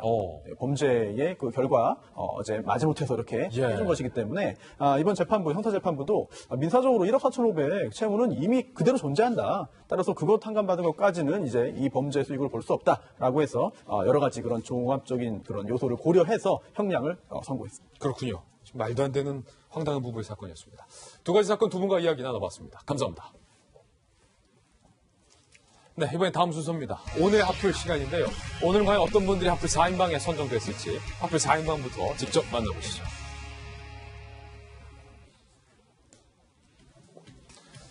오랜만에 뵙네요. 우리 주현미 씨. 그리고 트럼프 대통령, 황교안 대표, 그리고 강아지. 저 친구 이름이 인절미죠? 절미. 하나하나씩 어떤 사연인지 전해드리겠습니다. 참 반가운 얼굴, 신사동 그 사람, 80년대를 풍미한 트로트의 여왕, 가수 주현미 씨가 유튜브 방송을 개설했어요. 아이돌이 아닌 우리 같은 가수들은 설 무대가 없다. 이렇게 배경을 밝혔습니다. 이야기 들어보시죠. 정말 좋은 우리 옛 노래가 기억 속에서 사라져가는 것이 개인적으로 참 많이 아쉽고 안타까운 마음이 들었어요. 여러분들이 듣고 싶은 노래나 사연이 있는 노래도 신청해 주시면 최대한 빠짐없이 다 불러드릴 계획이에요. 그날 밤 그 자리에 기다리는데 그 사람 오지 않고 너를 울리네. 시간은 자전거 모습에 들어가는데 그날 밤 만났던 사람 나를 잊으셨나 봐. 더 잘 부르시는 것 같아요. 전성기 때보다 푹 빠져서 들었습니다. 저도 오늘 가서 신청곡 하나 신청할까 생각 중인데 여전히 간드러지는 특유의 구성진 음색 참 매력적이에요. 라디오처럼 신청곡을 받아서 노래를 불러주기도 해서 국내 팬들은 물론 해외 동포들에게까지도 인기 만점. 이렇듯 최근에는 아이돌과 개그맨뿐만 아니라 중장년층 연예인들도 유튜브에 뛰어들고 있다고 합니다. 배우 이덕화와 또 개그맨 이홍열 씨도 이에 가세해서 얼마 전 유튜브 채널 개설한 바 있습니다. 이덕화 씨 같은 경우에는 덕화TV 부탁해요. 혼밥을 시도하거나 아내와 장보기 등 노년 남성의 삶을 보여주고 있고 이렇게 말이죠. 500원짜리 동전을 콧구멍에 넣는 묘기를 선보였던 이용열 씨 같은 경우는 반려묘 관찰기, 친구들과 아이처럼 장난치는 일상 등을 보여줘서 이 중장년 남성들의 공감을 얻고 있다고 합니다. 아니 그나저나 박진아 대변인, 주현미 씨 노래 들으니까 확 마음이 또 풀리네요. 옛날 생각만 나고. 그런데 짝사랑도 한번 들어봤습니다. 지금 요즘 나오는 노래 제가 요즘에 못 따라서 그런데 옛날 노래 들으니까 옛날 생각이 나고 이게 훅 마음에 확 와닿는데 이제 연예인들도 이렇게 개인 유튜브를 막 개설해서 하면은 나중에는 좀 방송국 다 문 닫아야 되는 상황 오는 거 아닌가라는 걱정도 좀 되고요. 저 정치인 분들도 유튜브 많이 하시는데 조홍천 TV 저렇게 있잖아요. 이제 연예인들이 더 많이 이렇게 점유율을 넓혀가면 우리 정치인들 유튜브도 점유율 떨어지면 어떠나 이런 걱정도 좀 되고 그러네요. 조 의원님 어떻게 생각하세요? 저는 글쎄요, 너무 호불호에 따라가지고 이념에 따라서 막 극단적인 댓글 올라오고 하는 것이 사실은 많이 부담스럽습니다. 저도 사람이기 때문에 상처도 받고 그로 인해 가지고 또 뭐 많이 아파하고 하기 때문에 요즘은 가급적 SNS는 좀 많이 좀 자제를 하고 있는데 저 괜찮네요. 재미. 진짜 좋아했거든요. 앞으로 좋아요, 구독 꾹 눌러야 되겠습니다. 옛날에 많이 따라 불렀습니다. 네, 이 연예인들이 유튜브에 최근에 많이 진출을 하고 있는데요. 특히 지난해에 유난히 많기도 했습니다. 그리고 인기를 얻는 그런 연예인 크리에이터들도 많습니다. 되게 유명하신 분 중에 하나가 바로 개그맨 김유미 씨가 크리에이터로 활동을 하면서 그 지평을 넓혔고요. 강유미 씨. 그리고 최근에 가장 많이 인기를 얻고 있는 사람이 바로 G.O.D의 멤버이죠. 바로 박준영 씨가 왓썸맨으로 굉장히 재미있고 그런 내용들을 올려서 눈길을 끌고 있는데요. 유튜브가 선정한 톱 라이징 스타 1위에 오르기도 했었습니다. 지금 보시면 연예인들 같은 경우에는 아무래도 TV에서 인기가 많고 적음에 따라서 TV에서 이제 출연하는 횟수가 많이 좌우가 되잖아요. 그래서 출연을 하지 못하는 경우가 종종 생기면서 새로운 활로를 모색하게 되는데 그게 바로 유튜브가 되고 있습니다. 그런데 최근에는 이 유튜브가 인기를 얻으면 1년에 수십억씩 그렇게 광고료도 가져가기 때문에 아마 이렇게 또 돈도 벌 수 있고 하니까 유튜브를 시작하는 연예인들이 많은데요. 연예인들이 유튜브를 시작한다고 해서 반드시 모든 사람들이 다 인기를 얻는 것만은 아닌 것 같습니다. 구독자 수가 한 10만 명은 넘어야지 그래도 인기 그런 채널이다 이런 얘기를 듣는데요. 연예인들 중에 이 인기 구독자, 그러니까 10만 명이 넘는 구독자가 10만 명이 넘는 연예인은 한 50여 명 정도밖에 안 된다고 합니다. 그러니까 이게 저것도 좀 경쟁이 치열하다는 거예요. 우리 조홍천 TV도 있고 김병민 박사의 김병민 TV도 있는데 두 분 다 좀 잘 되시기를 바라보겠어요. 다음 앞을 주인공도 만나보죠. 트럼프 대통령의 네버엔딩 햄버거 사랑은 참 지치지도 않는가 봅니다. 최근 또 햄버거가 백악관 식탁에 올랐습니다. 풋볼 우승팀을 백악관으로 초청해서 대접을 했는데 또 햄버거로 대접한 거예요. 앞서 지난 1월에도 미 대학 풋볼 전국 챔피언십 우승팀에 수백 개의 햄버거를 구입해서 대접하기도 했습니다. 이번에 초청된 노스다코타 주립대 팀에게 또 햄버거를 식사 메뉴로 제공. 메뉴는 트럼프 대통령이 최고로 애정하는 빅맥과 치킨 샌드위치 그리고 감자튀김. 트럼프 대통령은 백악관 요리사가 차린 음식을 대접할 수도 있지만 여러분이 어떤 사람인지 잘 안다며 선수들도 패스트푸드를 반길 것이라고 말했다고 하는데 과연 선수들이 반겼을지는 의문입니다. 또 제공한 음식이 모두 미국산이고 우리는 미국 기업을 좋아하지 않느냐면서 아메리칸 퍼스트, 여전한 미국 사랑을 강조했다고 합니다. 트럼프 대통령의 이야기 들어보시죠. We could have had chefs, but we got fast food. Because we know what, I know you people very well. McDonald's, Wendy's, we have a couple of others too, I won't get into two, but we have all American, Burger King, we like American companies, okay? We like American companies. 김병민 박사님, 참 햄버거 트럼프 대통령 좋아하는데 만약에 우리 청와대에서 대한민국 여자 배구팀이 우승을 해서 초청을 했는데 대통령이 햄버거 줬다. 난리 나죠. 비빔밥을 줄 수 있는 거 아닐까요? 그러니까 트럼프 대통령 입장에서는 미국에서 가장 서민적인 음식이 햄버거이기 때문에 본인 스스로가 그런 행보를 펼쳐가기 위한 이미지 마케팅이다. 이런 분석들도 있는 거고요. 또 저기에 굳이 애써서 미국산 소고기 그리고 이 모든 것들이 다 우리 브랜드다라고 얘기를 하면서 아메리칸 퍼스트를 다시 한번 강조하는 모습을 보여주죠. 트럼프 대통령이 선거 당시에도 햄버거, 피자 이런 거 먹는 모습들을 연출하면서 서민적으로 보이려고 했는데 세상에 이 미국 사람들은 피자를 먹을 때 다 손으로 집어먹지 않습니까? 근데 치킨을 먹는 과정에서 포크랑 나이프로 저녁에 썰어 먹는 모습이 연출되면서 결국은 쇼다 이런 얘기가 나오기도 했거든요. 햄버거 하면 저는 진짜로 트럼프 대통령이 당선되고 나서 하기 전에 약속했던 김정은 위원장과 햄버거 먹으면서 핵談판하겠다고 얘기했는데 이번 하노이에서 햄버거를 먹지 않았습니다. 트럼프 대통령은 굉장히 잘 익힌 스테이크 요리를 먹었고 김정은 위원장은 아마 이 레어에 준하는 요리를 먹었다고 해서 굉장히 고급스러운 요리를 선호한다라고 얘기가 나왔던 것 같은데요. 어쨌거나 트럼프 대통령이 저 같은 행보를 벌이고 있는 것은 정치적인 목적의 일환인데 굉장히 본인 입장에서는 흡족해하는 그런 상황인 것 같아요. 박용진 의원, 저희 돌직구쇼 고정 출연하는 청와대 만찬 초대받아서 설렁탕 먹었는데 반찬이 깍두밖에 없다고 해서 반찬 투정한다라고 문자 폭탄 받은 적이 있었는데 엄청 예. 지금 박정환 대변인 청와대 근무하셨을 때 이렇게 청와대의 어떤 특별 만찬 메뉴 요거를 정하고 고민하는 분이 따로 있잖아요, 사실은. 사실은 좀 부속실과 그 관저에 그것만 고민하는 분들이 있어요. 근데 이제 두 가지가 있습니다. 하나는 이제 정말 그 주요한 외빈들이 왔을 때 저 만찬 준비하고 이러는 건 보통 그 영부인들이 많이 하세요. 아, 그래요? 그 메뉴 준비하시는 분. 준비를 직접 그렇게 하시고 그다음에 그 특별한 음식점이나 호텔 등을 통해서 이제 요리사들이 와서 직접 하시는데 그 외에 영빈관을 통해서 많은 행사를 할 때는 주로 많이 쓰이는 게 이제 뷔페 음식이나 아니면 대규모를 해야 되니까 그다음에 그 스테이크나 아니면 설렁탕 같은 이런 요리가 될 수밖에 없는데요.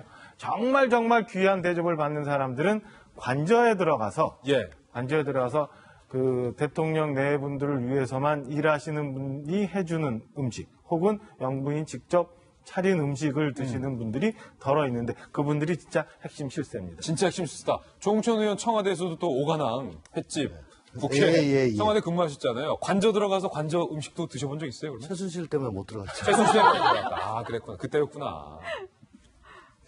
계속해서 다음 앞을 만나보겠습니다. 황교안 대표 소식입니다. 봉하마을에 갔어요. 황교안 자유한국당 대표가 통합행보의 일환으로 봉하마을을 방문했습니다. 김무성 전 대표, 김병준 비대위원장에 이어 보수정당 대표로는 세 번째로 봉하마을을 찾아서 권양숙 여사를 예방했는데요. 노무현 전 대통령의 묘역을 참배 후 생전 노 대통령이 강조했던 통합정신을 언급했습니다. 먼저 들어보시죠. 노무현 대통령님의 통합과 나라 사랑의 정신을 다시 한번 되새기게 되었습니다. FTA라든지 또 해외 파견이라든지 이런 문제를 통해서 우리 갈등들을 해소하신 것을 제가 기억합니다. 검사 출신의 황 대표가 참여정부 시절에 검사장 승진해서 두 차례 고배를 마셨던 사실 때문인지 황 대표의 권 여사 예방에 이목이 더욱 쏠렸던 게 사실. 두 사람 사이에 의외의 대화가 오가서 화제를 모았습니다. 이 자리에서 뜻하지 않게 홍준표 전 대표가 들어야 할 말을 황 대표가 대신 들은 건데요. 어떤 말을 대신 들었냐? 지난 2008년 홍준표 전 대표가 한나라당 원내대표 시절에 노정 대통령처럼 아방궁을 지어서 사는 사람은 없다라고 말한 내용에 대한 권 여사의 생각을 이번에 들은 겁니다. 권 여사의 대답은 참 잘 지은 집이다. 아방궁이 맞는 것 같다. 이에 좌중이 웃음바다였다라는 후문인데요. 아마도 황 대표님이 농담 잘 못하시는데 적잖이 좀 당황했을 것 같아요. 그러면서 권 여사는 국가에 돌려준다는 생각으로 지은 집이지만 그래도 떠날 때 섭섭했다며 아쉬움을 드러내기도 했습니다. 권양숙 여사가 집 규모가 애매해서 둘러볼 곳이 없고 살림하고 있기엔 애매한 크기다라고 하니까 황교안 대표가 노 전 대통령께서 계셨던 그대로 보존하는 것이 제일 좋은 것이다. 그러면서 그래도 참 잘 지은 집 아방궁이 맞는 것 같다. 사실은 아방궁 요거 조홍천 의원님 뼈 있는 농담 아니겠어요? 예, 그때 한나라당 시절에 당시 홍준표 대표가 노무현 대통령이 퇴임 후에 낙향해서 뭐 소박하게 사시겠다라고 했는데 실제로 지은 집이 거의 진시황의 아방궁 대궐이다. 그렇게 좀 빗대서 비난을 한 적이 있죠. 예. 그게 아마 좀 마음이 아프셨나 봅니다. 예. 실제로 보면은 아방궁까지는 아니잖아요. 아, 그럼요. 예. 뭐 아방궁은커녕 그냥 이제 개인 집으로는 한옥 퓨전식으로 지었는데 개인이 살기에는 조금 이 마당이 있고 관리해야 될 때가 좀 많아가지고 조금 거추장스럽긴 한데요. 지금도 거기 사시지도 않아요. 그 옆에 있는 그 양식 건물에서 지금 살고 계시고요. 거기는 그냥 관람하는 코스로 지금 돼 있죠. 그렇군요. 김배은 박사님, 사실은 황교안 전 대표의 발언이 살짝 바뀌었어요. 노무현 정부 때 검사장 승진이 됐다. 라는 이야기를 평소에는 좀 했었는데 어제 가서는 과거는 좀 있겠다. 발언이 좀 바뀐 것 같아요. 네, 그럼에도 불구하고 일단은 자유한국당 대표로서 통합의 정신을 기리기 위해서 이 노무현 전 대통령 사저를 방문했던 건 큰 의미가 있는 것 같고요. 아마 가 있는 내내 마음이 조금 복잡하지 않았을까라는 생각이 듭니다. 우리가 노무현 전 대통령에 대한 역사적 평가는 여러 가지로 엇갈리고 있습니다만은 적어도 노무현 정신이라고 하는 이 동서 화합과 정치 발전에서 기여했던 역할에 대해서는 모두가 다 그 부분에 대해서 높게 평가하고 있는 게 사실인 거죠. 그럼요. 예. 그런 과정 속에서 노 전 대통령의 안타까운 죽음이 서려 있는 저 사저를 방문하게 돼서 여러 가지 노 전 대통령의 정신이 기리기도 합니다. 근데 역사상으로 지금 아직까지 평가가 정확하게 이루어지지 않은 두 명의 대통령이 있는데 지금 현재 감옥에 있는 이명박 전 대통령, 박근혜 전 대통령 두 명의 대통령이 있습니다. 이 두 명의 전 대통령이 이제 언젠가는 사면 등에 대한 이유를 통해서 세상에 나오게 될 것인데 그렇다면 지금의 자유한국당과 정반대에 있는 정당 입장에서는 새롭게 당대표가 선출되거나 뭔가의 정치적 이벤트가 있을 경우에 가서 이명박 전 대통령이라든지 있었던 역사적 평가에 대해서 같이 화합 위에 손을 내밀 수 있을 것인가에 대한 고민을 할 수밖에 없을 거거든요. 지금도 황교안 이 신임 당대표에 대해서 얼마 전에 전당대회 과정 속에 감옥에 있는 박근혜 전 대통령이 메시지를 전달하는 유영하 변호사가 나와서 속된 말로 우리 사람 아니다라는 식의 이야기를 끄집어내지 않았습니까? 예. 그런 과정에서 노 전 대통령이 사죄를 찾는 황 대표의 마음이 굉장히 복잡했을 것 같다는 생각이 드는데요. 이렇게 적극적인 행보를 보이고 있는 만큼 국민 통합에 대해서 한 걸음씩 조금 진전할 수 있는 여야 정치권의 노력들이 있으면 어떨까라는 생각이 저는 지나게 들었습니다. 노무현 전 대통령 이야기 나온 김에 이명박 전 대통령이 보석을 신청한 바 있습니다. 호흡곤란으로 사실은 생명에 지장이 있을 수도 있다라는 이유를 근거로 들었는데 손소 변호사님, 오늘 보석을 해줄지 말지 이제 최종 결론이 나는데 검찰 측에서는 이거 보석 말도 안 된다라고 하지만 어쨌든 결정은 검찰이 하는 게 아니니까 네. 어떻게 될까요? 이명박 대통령의 보석 신청을 받아들일까요? 아니면 기각이 될까요? 사실 정치적인 고려도 일부 검찰 단계에서 있을지 몰라도 법원은 사실 그렇게 하면 안 되는 거거든요. 예. 그래서 실제로 이명박 전 대통령이 현재 구치소에 있을 수 있는 상황이냐 아니면 정말 구치소에 있다가는 큰일 날 수 있는 상황이냐 이 부분을 객관적으로 볼 것으로 보이고요. 다만 기준이 오락가락하면 안 돼요. 예. 그래서 그동안 정치인 특히 전직 대통령급의 어떤 그 엄청나게 그런 유명한 인물이 아닌 일반적인 경우에도 과연 그 연령에 그러한 질병을 가지고 있을 때 과연 어떻게 법원이 결정했는가 이런 부분까지 꼼꼼히 따져서 특혜 시비 또는 역차별 시비 둘 다 일지 않도록 법원이 결정할 것 같습니다. 예, 조영철 의원님, 호흡곤란, 무호흡 증세가 보석의 사유가 되는지. 저번에 돌직구쇼에서 최초로 제가 말씀을 드렸습니다. 여러 최초 공개하고 계세요. 예. 종청 무호흡증. 예, 무호흡증에 양압기가 없으면요. 1시간에 한 번 정도 깹니다. 잠도 깊게 못 자고요. 그래서 아침에 일어나면은 멍합니다. 아침 9시 반만 되면 졸립니다. 예. 그래서 정상적인 생활이 안 돼요. 근데 양압기가 들어갔는지 여부는 모르겠습니다만이라고 저번에 얘기를 했는데 그 이후에 기사를 보니까 양압기가 들어가 있대요.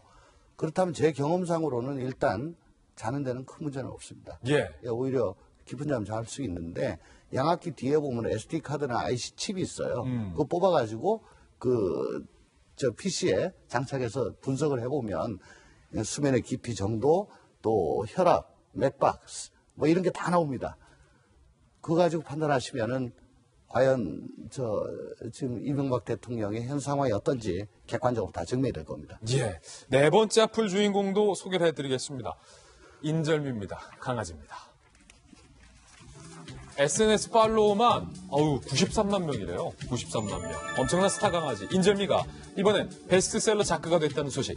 사과밭 도랑에 빠져서 허우적대던 인절미를 구했던 과수원 집 둘째 딸의 사연에 이어 인형처럼 깜찍한 인절미의 모습은 SNS에서 많은 사람들의 인기를 끌었죠. 그 인기가 최근 서점가에서도 확인이 되고 있는 것입니다. 인절미를 주인공으로 한 책이 출간 한 달 만에 2만 부 넘게 팔리며 베스트셀러 1위에 오르는 기함을 토하고 있는 건데요. 출판계의 분석은 이렇습니다. 사람에게 버림받은 강아지들의 회복과 성장을 함께하면서 인간성의 회복을 확인하고 싶어 한다. 그렇다죠. 그나저나 절미의 견생 역전 성공 스토리는 과연 어디까지일지 궁금해집니다. 인절미뿐 아니라 강아지 관련 책들이 줄을 잇는 상황이라고 합니다. 다른 강아지 사진을 보면서 대리 만족하는 랜선 집자들의 영향으로 이런 책들이 많이 팔리지 않는가라는 분석도 나오고 있습니다. 인절미. 네. 귀엽죠. 귀여워요. 저도 이렇게 스트레스를 받거나 좀 이렇게 화나는 일이 있으면 되게 귀여운 강아지, 고양이 영상을 보면 힐링이 되는 느낌이 좀 들 때가 있습니다. 그리고 보면 너무 귀엽고 하다 보면 나도 모르게 웃음이 나서 이렇게 아우 귀엽다라는 생각에 좋아요를 누르게 되는 상황이 있는데요. 아마 이런 사람들을 대부분 다 랜선 집사 이렇게 부르는 것 같아요. 특히 그 인절미가 인기가 많은 것은 또 유기견이라는 특성이 또 반영된 것 같기도 한데요. 아무래도 다들 유기견을 돕고 싶어하는 마음은 다들 크잖아요. 그런데 강아지를 키울 상황이 안 되다 보니까 그렇게 직접 나서진 못하지만 이렇게 책을 사서 도움을 주고 싶은 마음이 좀 많이 반영이 된 것 같고요. 특히 인절미 같은 경우에 보시는 것처럼 아주 어렸을 때 버려져서 그걸 구해서 같이 키워가는 장면을 그 과수원집 딸이 같이 키우면서 올리는 사진들을 올리는 거거든요. 그걸 보면서 아 이렇게 많이 컸구나라고 또 많이 확인도 할 수 있고 그런 상황이고요. 또 힐링이 된다는 게 물론 책을 보면 힐링이 되는 경우도 많지만 요즘 글자가 많으면 또 읽기가 좀 이렇게 스트레스 받을 때 좀 쉽지 않잖아요. 그러다 보니까 사진을 좀 보면서 또 힐링을 얻는 그런 효과가 있기 때문에 특히 20, 30대 여성들이 많이 좋아하는 것 같습니다. 참 그러고 보면 조홍천 의원, 이 과수원집 둘째 딸이 강아지 한 마리 잘 구했는데 큰 돈 벌어다 주네. 지금 인절미 강아지 가지고 저렇게 화제가 되고 있습니다만은 저희 애묘인들은 고양이입니까 또? 애견은 좀 실패하게 봅니다. 예, 저희 뭔 말이야? 예, 집사들은요. 별로입니다. 고양이한테 한번 빠지고 저 2마리 키우는데요. 고양이를? 원래 보리가 있었는데 보리가 너무 심심해가지고 꼬마를 하나 데리고 왔습니다. 처음에는 귀리라고 졌는데 귀리야 그러니까 헷갈려해요. 그래서 보리 개떡 하려다가 안 돼가지고 보리 호떡으로 해서 호떡이로 했습니다. 요즘 개들 보는 낙에 조만간 돌직구쇼에서 또 독점 공개합니다. 예, 그렇게 하겠습니다. 저희는 60초 광고 후에 오늘의 힐링 뉴스로 돌아오겠습니다. 잠시 후 저와 함께 힐링하시죠. 영국에 사는 할아버지 안토니가 총기 강도를 제압한 영상이 화제가 되고 있습니다. 만나보시죠. 자, 이렇게 강도가 꼼짝 못하고 있는데 할아버지가 여유 있게 강도를 제압하고 총까지 뺏어가면서 살짝 웃고 있는 모습입니다. 사연을 봤더니 이 안토니 할아버지가 18살에 군대에 들어가서 교관으로 활동을 해서 이 무장 강도들을 제압하는 것이 몸에 배에 있다고요. 근데 하필 이 안토니 할아버지한테 강도가 잘못 걸린 거죠. 할아버지가 총을 뺏어서 이 강도를 누르면서 내가 이 방아쇠를 당기면 네 머리가 날아갈까? 라고 살벌한 말까지 건넸다고 합니다. 이 영상에 지금 많은 사람들이 통쾌하다라고 웃고 있는데 더군다나 이 범인을 제압하면서 웃고 있는 할아버지의 표현이 너무 귀엽다. 또 천연스럽다라는 등의 댓글도 달리고 있다고 합니다. 웃으시라고 저희 한번 준비해봤습니다. 오늘 저희가 준비한 소식 모두 다 전해드렸고요. 저희 내일 아침 9시 15분에 더욱 풍성한 소식 들고 여러분께 인사드리겠습니다. 오늘 하루는 분명 어제보다 나을 겁니다. 좋은 하루 되십시오. 고맙습니다.